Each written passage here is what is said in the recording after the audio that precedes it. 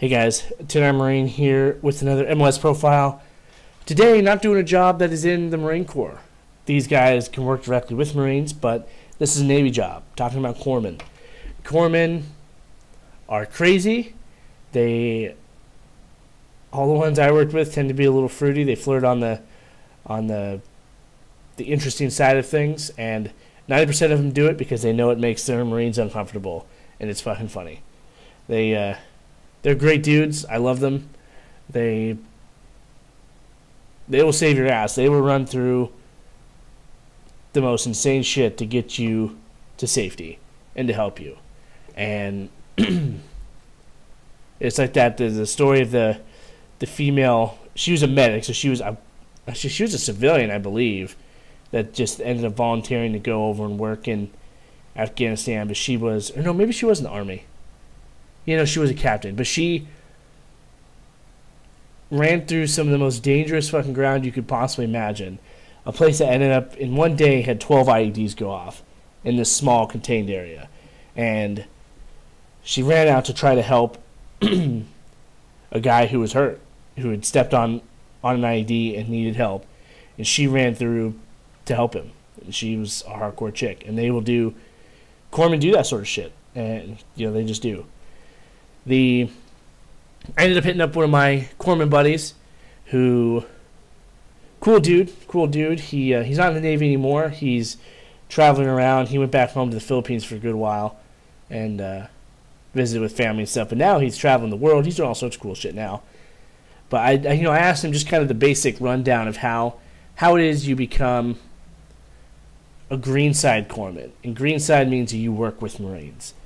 And initially, you will start boot camp in the Great Lakes, Illinois, which is pretty close to Chicago, I believe. And you'll do that for 7 to 9 weeks, and then you're off to the A school for another 19 weeks. Sorry, they apparently have moved it, and with that's his job schooling, by the way. So his corpsman school. He had his in the Great Lakes, but apparently they've moved it down to Fort Sam in Houston, down in Texas. Because apparently they're trying to integrate all the medical fields of all the different branches together, so that they're all kind of getting the same medical training, so that everyone's on the same page, if that makes sense.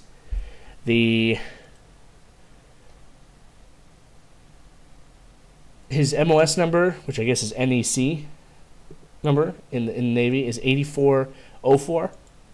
So, I mean, if you tell the Navy recruiter if this is something that interests you, that you want to be a corpsman, then they'll know what the hell you're talking about. From there, you will go to field training, field medical training in Camp Pendleton, which is another 9 weeks. The medical stuff's a lot of training. Just be aware of that. These guys can do pretty much everything but open heart surgery in the field. They will. Pretty much any sort of injury, if you were able to be saved from it, from dying from it, these guys can do it. It's not a permanent solution, but they can keep you alive long enough to get you to full-on surgeons that can, do whatever they need to do to keep you going. Then you'll do the 9 weeks of field medical training in Camp Pendleton, like I said, and then from there you're going to go greenside. You have to go through Fleet Marine Force training, which he didn't say how long that was. Yeah, he doesn't say how long that is. But basically that teaches you about the Marine Corps. You go over all sorts of stuff, Marine Corps wise, Marine Corps knowledge, Marine Corps this and that. And then you get to and then from there you will get sent to a Marine unit. Once you're in the unit, I want to say it's a year. I should have asked him about this too, but I forgot about it till just now. But once you get to the fleet and you're with your unit, I believe you have 1 year to get there's this pin that they wear above their name tapes, and it basically shows that they passed this test that they have to take, and I'm fucking blanking on the name of it. I don't know. I'll have to ask him. If I ask him and he tells me, then I'll let you guys know. Let's see. I'm gonna message him right now.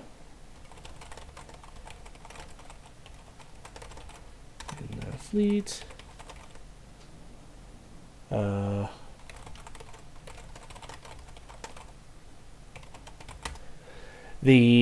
right. And then they got to get that fleet. They got to get that pin. My understanding is if you don't get that, then they rotate you out of green side and you go back to working in the Navy on a Navy base.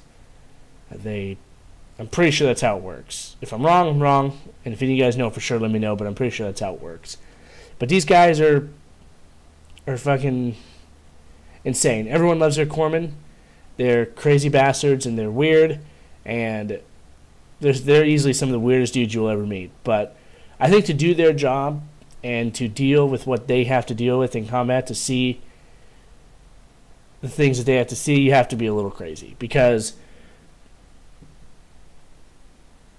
when you're in combat, chances are, if one of your buddies gets hit, there's a very good chance that you're going to see it and you may have to deal with it. But at the same time, you could be providing security and not have to see it. And a lot of guys, they just can't deal with their friends getting seriously hurt. But corpsmen become, if not good friends with everyone, they at least care about all the guys that they're in charge of, basically, medically in charge of, that is. And they have to see each and every one of them that get shot, that get blown up, and that's a lot to deal with. And corpsmen just absolutely have my respect. There's just no way around it. There's one story of a corpsman who one of the Marines got shot in the neck, and it had nicked the artery. I'm blanking on the name of the artery that runs up your neck, that goes into your brain and stuff. And it nicked that, and he was bleeding really, really badly. And the corpsman knew that he had 3 minutes of that bleeding, how it was, before the guy was dead. And he stuck his fingers in the guy's neck and basically around his throat. And he had his fingers inside this dude's neck for hours. He shoved him in his neck and was pinching off the blood flow, trying to stop it from getting out. And they ended up loading him on a bird, and they flew him back to a main medical base so they could get some major treatment going on. And he was there. He had his fingers in there in his neck for, I want to say it was like 4 or 5 hours, maybe even longer. But it saved the guy's life.